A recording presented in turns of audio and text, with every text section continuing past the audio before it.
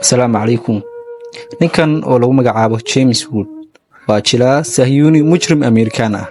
kaas oo si indhala'aan u taageeri jiray gumeystaha Israa'iil ee gumaadka ka waday Mareykanka Gaza kaliya ma uu taageeri jirin laakiin waxa uu ku baaqi jiray in gumaadka la joojin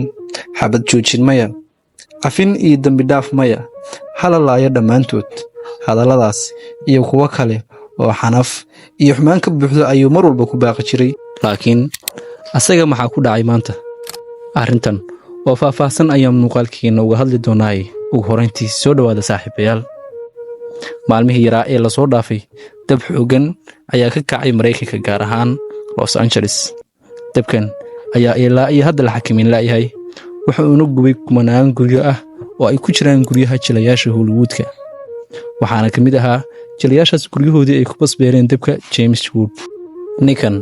oo saan horay u soo sheegnayba looga bartay nacaybka oo u qaba muslimiinta gaar ahaan reer Gaza oo aan ognahay gumaadka ay ku wadaan gumeystaha Israa'iil maalin walba oo galbeedka iyo xulafadiisuba ay la garab taagan yihiin hiil iyo hoo halka dadka shacabka ee reer Gaza aysan jirin wadan muslim ah